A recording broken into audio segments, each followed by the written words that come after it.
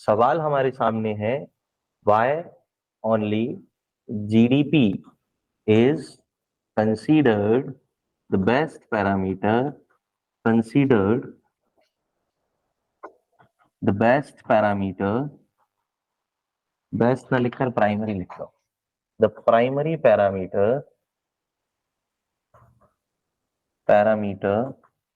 to measure the economical status of a country. अब this is our question, ये हमारा प्रश्न है। प्रश्न क्या है कि आखिर जीडीपी ही क्यों किसी राष्ट्र की अर्थव्यवस्था को मापने का एक प्रारंभिक परिमाप माना गया है। जेएनपी क्यों नहीं माना गया, एनएनपी क्यों नहीं माना गया, जबकि हमने देखा कि जीएनपी जो है वो जीडीपी से अधिक शुद्ध आय को दर्शाता है, क्योंकि ये नेट प्रोडक्ट है, वो डोमेस्टिक प्रोडक्ट है। एनएनपी जीएनपी से भी अधिक शुद्ध आय को दर्शाता है, यद्यपि जीडीपी से शुद्ध आय तो एनडीपी में ही आ जाती है। इनमें से कोई एक, और ये भी तो नेशनल इनकम के ही विकल्प हैं। These are also the forms of national income, क्योंकि हमने इन्हें राष्ट्रीय आय यानी कि नेशनल इनकम में ही पढ़ा है। बोलो हाँ। फिर भी हमारे सामने क्वेश्चन उठ के आता है कि जब भी हमें ये देखना है कि भारत विश्व में किस नंबर की अर्थव्यवस्था है, अगर हम कहें कि भारत विश्व में शीर्ष 5वीं अर्थव्यवस्था है, अभी है ना, द 5th लार्जेस्ट इकोनॉमी, और वो कहीं किस आधार पर, तो हम कहते हैं जीडीपी के आधार। तो सवाल ये है कि ये तो हम सुन चुके, अपने मोदी जी दे धनादन दे धनादन दे धनादन बोले जा रहे, भारत दुनिया की 5वीं अर्थव्यवस्था बन गया भाई और बहनों। लेकिन किस आधार पर, तो मोदी जी कहते हैं हमारी जीडीपी दुनिया की 5वीं सबसे बड़ी जीडीपी है। तो मोदी जी से पूछो, मोदी जी जीडीपी क्यों, जीएनपी क्यों नहीं? अगर मोदी जी ने बता दिया तो तुम अगला वोट दे देना, नहीं बता पाए तो मोदी जी ने कहा टाए टाए फिस। समझे या नहीं समझे? फिर सवाल वहीं आके खड़ा हुआ है। मैंने क्या बताया, जब हम अर्थव्यवस्था को या अर्थशास्त्र को पढ़ते हैं, when we study what, economics यानी अर्थशास्त्र, हम सिर्फ एक चीज को देखते हैं, that is profit. When there is no profit there is no economics. जहां लाभ नहीं वहां अर्थशास्त्र की हम शुरुआत भी कर नहीं सकते। और प्रॉफिट कमाने का आधार टिका है उत्पादन यानी कि प्रोडक्शन। जहां लाभ की इच्छा वहां उत्पादन, जहां देयर इज नो विल और desire of profit there is no production. मेहनत वही कर सकता है जिसमें भूख हो, जिसमें भूख नहीं है मेहनत नहीं कर सकता।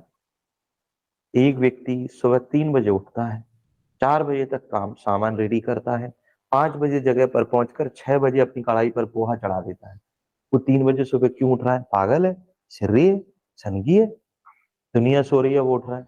इसलिए उठ रहा है क्योंकि उसमें लाभ कमाने की इच्छा है, इसलिए वो उत्पादन करना चाहता है। उत्पादन का आधार क्या है? लाभ। तो अर्थशास्त्र का आधार भी क्या है? लाभ, क्योंकि बिना उत्पादन के आय यानी इनकम नहीं हो सकती। If you want to get something, मैंने कहा ना, nothing is free in this world, Adam Smith ने कहा था। अर्थशास्त्र का मूल आधार है ये वाक्य। इस दुनिया में आपको कुछ भी फ्री में नहीं मिल सकता, आपको उसकी कीमत चुकानी ही पड़ेगी। भले ही आपको ऐसा लग रहा हो कि ये फ्री में है, लेकिन आपको उसकी कीमत कभी ना कभी चुकानी पड़ेगी, ऐसा हो नहीं सकता। अब चाहे तुम जितनी लाडली बहना ले लो, चाहे तुम जितनी लाडली लक्ष्मी ले लो, चाहे तुम जितना करीब कल्याण के नाम पे ले लो, चाहे तुम जितना सस्ता सिलेंडर ले लो, चाहे तुम राशन या कंट्रोल की दुकान से चावल खरीद लो, गेहूं खरीद लो, शक्कर खरीद लो, जो खरीदना खरीद लो, नथिंग इज फ्री। ये बात हमेशा याद रखना। जो अर्थशास्त्र को समझ गया वो इस वाक्य को समझ गया, और जो नहीं समझ पाया वो अर्थशास्त्र पढ़ना छोड़ दे, क्योंकि उसने अर्थशास्त्र को समझा ही नहीं, या उस पर और मेहनत शुरू कर ले। ये जो वाक्य मैंने लिखा है, this is the soul sentence of the economics. Clear? इसका मतलब अगर आप प्रॉफिट या इनकम के फॉर्म में प्रॉफिट कमा रहे हो, तो आपने मेहनत की है प्रोडक्शन करने के लिए, और आपने प्रोडक्शन किया है तभी आपके पास इनकम आई है, बिकॉज नथिंग इज फ्री। तुम्हारी नौकरी लग जाएगी सरकारी विभाग में, तो तुम्हें सैलरी मिलेगी। इसके एवज में, क्योंकि तुम सरकार के लिए किसी न किसी उत्पादन में सहयोग कर रहे होगे। तुम किसका उत्पादन करोगे? एडमिनिस्ट्रेटिव सर्विसेज का, एज बीइंग एन ऑफिसर। जब तुम्हारा यूपीएससी का एग्जाम निकल जाएगा, एमपीपीएससी का एग्जाम निकल जाएगा और तुम डीएम, एसडीएम, एसपी, डीएसपी बन जाओगे, तो तुम प्रशासनिक सेवा जो सरकार लोगों को प्रदान कर रही है, उस सेवा के उत्पादन में एक महत्वपूर्ण भूमिका निभाओगे और उस उत्पादन के बदले ही तुमको क्या मिलेगा? प्रॉफिट, यानी कि इनकम। समझ में आई बात? तो अब हमारे सामने वही चीज फिर से आकर के खड़ी हो जाती है। और क्या चीज हमारे सामने आकर के खड़ी हो जाती है कि सर प्रश्न तो वहीं के वहीं रहा, आखिर जीडीपी ही क्यों, जीएनपी क्यों नहीं, एनएनपी क्यों नहीं, एनडीपी क्यों नहीं? टोटल मतलब आपकी, हाँ मतलब कंट्री की फिजिकल बाउंड्रीज के अंदर। हाँ, क्योंकि जीडीपी का अर्थ होता है ग्रॉस, अब चलने लग गया तुम्हारा दिमाग, ग्रॉस डोमेस्टिक प्रोडक्ट, सकल घरेलू उत्पाद।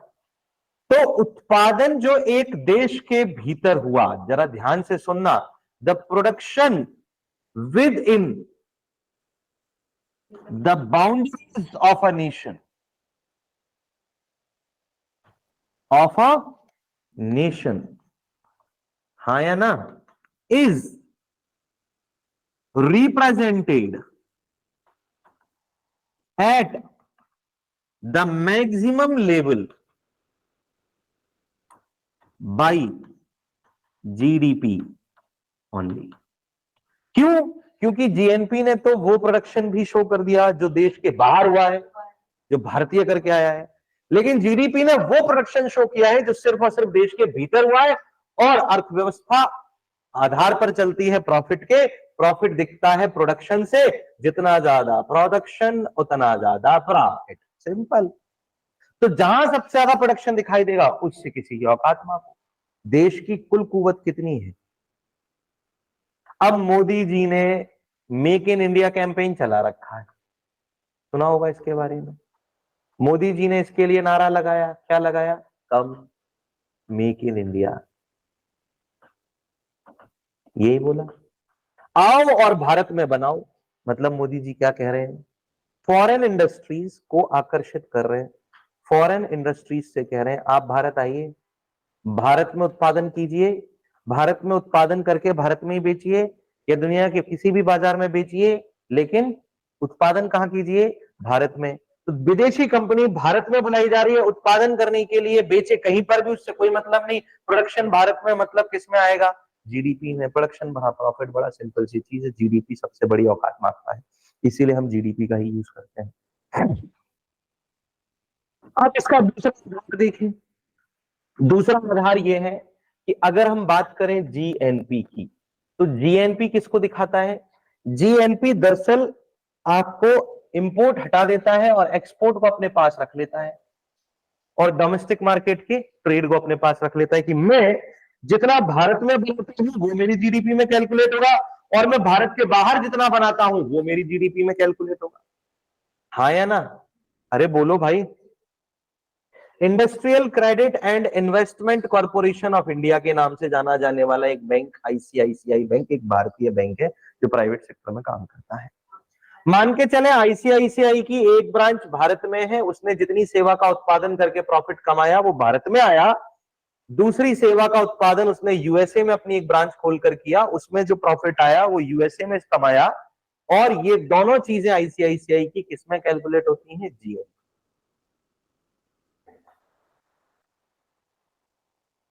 अब स्टैंडर्ड चार्टर्ड बैंक एक ब्रिटिश बैंक है, भारत का बैंक नहीं है।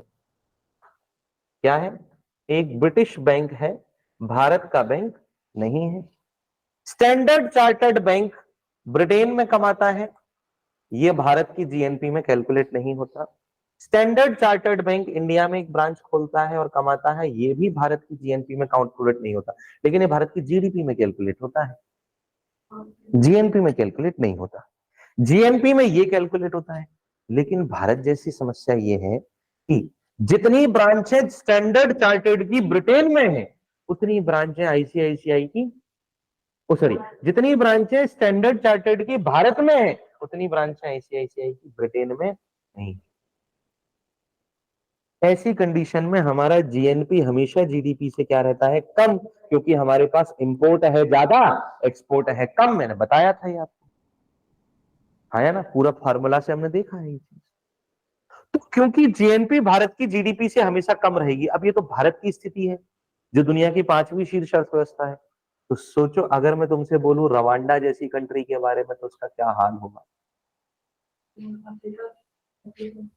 सोचो अगर मैं तुमसे बोलूं पापुआ न्यू गिनी जैसी कंट्री के बारे में तो उसका क्या हाल होगा।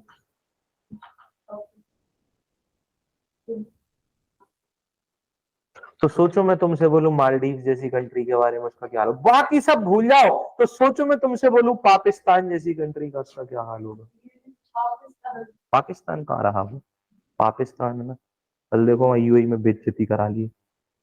हाँ 28 नहीं, बोलो बोलो।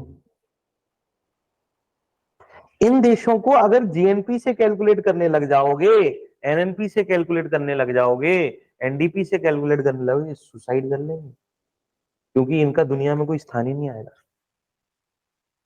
क्योंकि उनकी खुद के दम पर उनका कोई प्रोडक्शन। तो दुनिया में आर्थिक रूप से समानता लाने के लिए, to bring the economical equality, उन देशों को उनके भीतर हुए कुल उत्पादन के आधार पर आंका जा रहा है, ताकि अगर किसी में शक्ति नहीं है तो हम उसका हाथ पकड़ करके उसे चला सके। जैसे भारत को पाकिस्तान को डिमोरलाइज होने से बचाना है और पाकिस्तान की अच्छी रैंक बनानी है, तो भारत आईसीआईसीआई बैंक को बोल देगा, बोले जाओ पाकिस्तान में ब्रांच करो। उससे क्या होगा, वो बेचारों की भी थोड़ी औकात बढ़ जाएगी, तुम वहां प्रोडक्शन करोगे। अच्छा, जीडीपी सफिशिएंट लेवल पर पैरामीटर्स तो शो करता ही है, पर्याप्त स्तर पर। जैसे भाई जीडीपी बड़ी, उत्पादन, रोजगार, क्योंकि उत्पादन करने के लिए आपको श्रम तो चाहिए ना, कैपिटल तो चाहिए ना, कैपिटल भी इंक्रीज होगी, रोजगार भी इंक्रीज होगा, कुल मिलाकर देश की अर्थव्यवस्था को बढ़ते हुए दिखा रहा है। लेकिन वो पूर्ण रूप से देश की अर्थव्यवस्था नहीं है। और जीडीपी में एक और अच्छी चीज है, जीडीपी ग्लोबलाइजेशन यानी कि विश्वव्यापीकरण का आधार है। जीडीपी इसका आधार है, ग्लोबलाइजेशन। ग्लोबलाइजेशन आर्थिक समानता का सबसे ऊंचा स्तर माना जाता है, इसे हम हिंदी में कहते हैं विश्वव्यापीकरण। एक राष्ट्र दूसरे राष्ट्र की आर्थिक सहायता करने के उद्देश्य से दूसरे राष्ट्रों के साथ अपने बाजार को साझा करता है। दुनिया के सभी राष्ट्रीय बाजार अंतरराष्ट्रीय स्तर पर जब एक दूसरे के साथ साझा होते हैं तो इसी स्थिति को हम ग्लोबलाइजेशन यानी विश्वव्यापीकरण कहते हैं। यानी भारत के बाजार के लिए पूरा विश्व खुला हुआ है। नहीं समझी?